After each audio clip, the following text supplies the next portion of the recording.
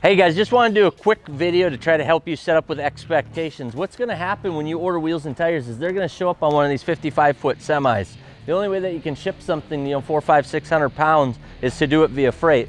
So they're literally going to show up at your house just like this. If you have a street they can't get down, that's something you're going to want to talk with the driver when you get on the phone, just to make sure they understand. And maybe sometimes they may have to meet you, at the end of your street or in a vacant parking lot, something like that. And then the expectation is this is how they're going to show up. So you'll typically just hop in the truck and start unbundling them, usually with the driver. Some will help you, some actually won't. They don't have to. But the thing is, you're going to want to unbundle them and then make note. If you see any damage, nicks, bangs that were obviously caused by shipping, any tore packaging, stuff like that, you want to look a little closer.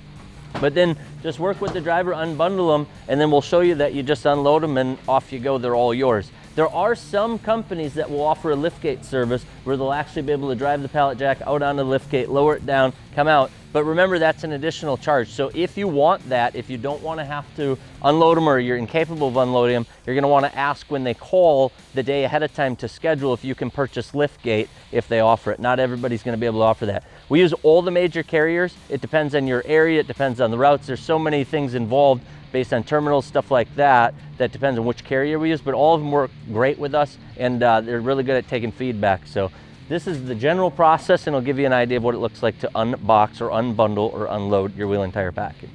A lot of times when you see they're gonna come, they're gonna be banded so that they're tight to the skid. They're gonna have the cardboard to protect them underneath. They're gonna have the foam between them, especially if they're a wheel that would touch.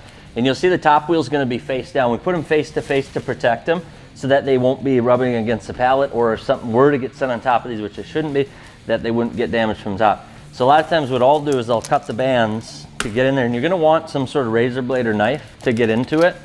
But the whole time you need to be careful that you don't cut your tire or your wheel. We've seen people where they've done that, and then that's on you, of course, because they're all yours.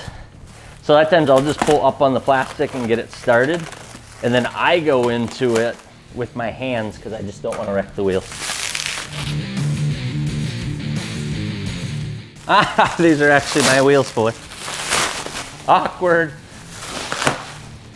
I didn't even know these were coming yet. How exciting. You want to just check over the face of the wheels, make sure there's no marks or damage from it, from transport. If there were, like I said, you want to note it with the driver and literally write it on the sign sheet when you get it. And I think most drivers would prefer that you take all the packing material with you also. That's yours to keep. They'll all have a packing slip. You can keep that for your records. And from here you can basically just unravel is what I typically do. I just don't like getting in there with a knife on my brand new wheels. I'm gonna have to go get CO24 today. Get her back looking right. Oh yeah. Always lift with your back, never with your legs. That was a joke, don't do that.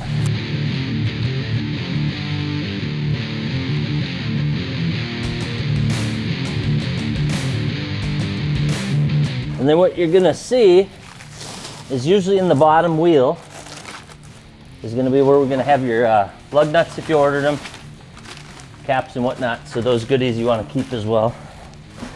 Don't let those go in the burn pile. Give them a good once over. Get them where you can reach them from the ground.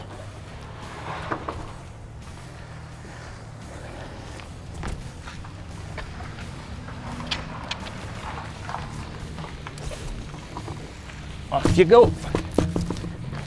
Then, like I said, you'll want to keep your invoice that's got all your information on it.